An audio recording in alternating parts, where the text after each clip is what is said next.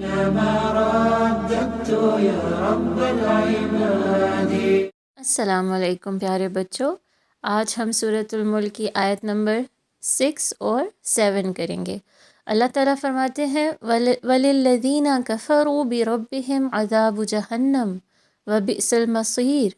جن لوگوں نے اپنے رب سے کفر کیا ان کے لیے جہنم کا عذاب ہے اور وہ بہت ہی برا ٹھکانہ ہے۔ کفر کرنا کیا ہوتا ہے؟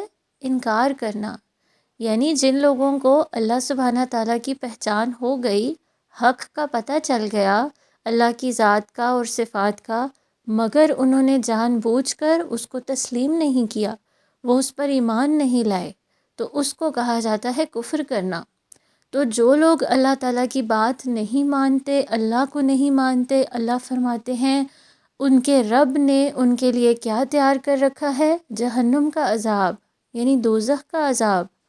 وہ بئس المصیر، اور وہ بہت ہی برا ٹھکانہ ہے۔ اور جس کو اللہ سبحانہ تعالیٰ بہت بری جگہ کہہ دیں، اس کا کیا مطلب؟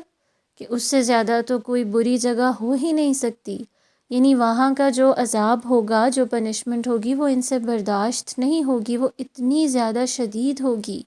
اس وجہ سے ہمیں اس دنیا میں بہت ہی زیادہ سوچ سمجھ کر قدم اٹھانے چاہیے ہیں کہ ہر معاملے میں اللہ تعالیٰ کی بات ماننی چاہیے ہے، اپنے آپ کو اللہ کے آگے جھکا دینا چاہیے کہ جو اللہ کی رضا ہوگی ہم وہی کریں گے، کیونکہ جو اللہ سبحانہ و تعالیٰ نے عذاب تیار کر رکھا ہے نافرمانوں کے لیے، کافروں کے لیے، وہ عذاب برداشت کے قابل نہیں۔ اور آگے اللہ سبحانہ تعالیٰ فرماتے ہیں اِذَا أُلْقُوا فِيهَا سَمِعُوا لَهَا شَهِيقًا وَهِيَ تَفُورُ۔ جب وہ اس میں پھینکے جائیں گے، یعنی جب دوزخ میں ڈالے جائیں گے، تو اس کے دھاڑنے کی ہولناک آواز سنیں گے اور وہ جوش کھا رہی ہوگی۔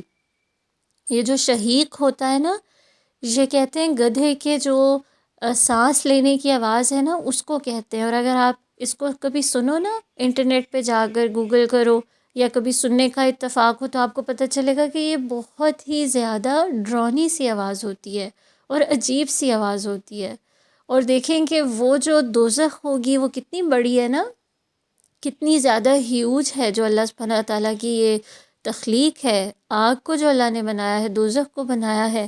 اگر اتنی بڑی دوزخ جب اس طرح کی آواز نکالے گی، یعنی کہ وہ آواز پھر بہت لاؤڈ ہوگی، بہت زیادہ ہوگی، تو اللہ تعالیٰ کہہ رہے ہیں کہ جب وہ اس میں پھینک دیے جائیں گے نا، یعنی دیکھیں ان پر رب رحم نہیں کیا جا رہا۔ کیوں؟ کیونکہ اس دنیا میں انہوں نے ایسے کام ہی نہیں کیے کہ ان کو وہ اللہ سبحانہ تعالیٰ کی رحمت ملتی۔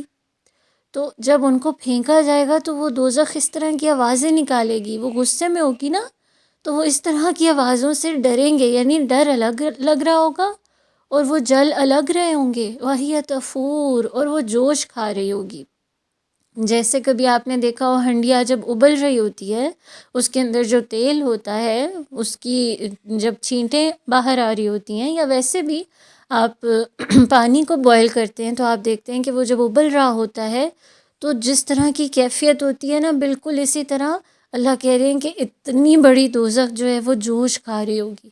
جیسے کہ فوارے نہیں پھوٹ رہے ہوتے، جس طرح پانی کا فوارہ کبھی آپ نے دیکھا ہو، تو بالکل اسی طرح اللہ فرما رہا ہے کہ دوزخ جو ہے وہ جوش کھا رہی ہوگی، اس میں سے فوارے نکل رہے ہوں گے آگ کے، اور وہ ہر ایک کو جلا کر بھسم کر دے گی۔ جو بھی اس میں پھینکا جائے گا اس کی ساری کھال جلا دے گی، اور پورے کے پورے جو اس کے جسم کے اعضاء ہیں وہ سارے تباہ ہو جائیں گے۔ پھر اس کو ایک نئی کھال دی جاتی ہے، پھر وہ بندہ دوبارہ سے جلایا جاتا ہے اسی آگ میں، اور اسی طرح اس انسان کو ہمیشہ کا عذاب سہنا پڑتا ہے اور اس کو موت بھی نہیں آئے گی۔ اس سے ہمیں کیا سبق ملا؟ کہ ہم نے وہ کام کرنے ہیں جو اللہ کو پسند ہیں، اور ہر اس کام سے بچنا ہے کہ جو اللہ کو ناپسند ہے، جو حرام ہے، جس سے اللہ تعالیٰ ناراض ہوتے ہیں۔ اور نمازوں کو وقت پہ پڑھنا ہے، اپنے والدین کی فرما برداری کرنی ہے، ان کی بات ماننی ہے، اور لوگوں کی بھی مدد کرنی ہے، اور غصے سے بچنا ہے، اور بھی جتنے کام ہیں کہ جو اللہ تعالیٰ نے جن کا حکم دیا ہے، رسول صلی اللہ علیہ وسلم کی بات ماننا، ان کی اطاعت کرنا، وہ سارے کام کرنے ہیں، کیونکہ ہمیں پتہ ہے کہ یہ دنیا ایک امتحان ہے، ایگزام ہو رہا ہے، اور اس کے بعد یا تو کسی کو رزلٹ میں جنت دے دی جائے گی یا تو دوزخ۔ تو ہم کہاں جانا چاہتے ہیں؟ ہم جنت میں جانا چاہتے ہیں۔ تو اللہ تعالیٰ ہمیں اس آگ کے عذاب سے محفوظ رکھے اور اس کی ہولناکیوں سے بچائے، اور اتنا زیادہ جو بڑا عذاب ہے جو ہم سہ بھی نہیں پائیں گے، اللہ سبحانہ و تعالیٰ ہمیں اس سے کوسوں دور رکھے اور ہمیں اپنی پناہ میں، اپنی رحمت میں لے لے، آمین۔ جزاکم اللہ خیرا کثیرا۔ السلام علیکم۔ للهدى والحق وفقني إلهي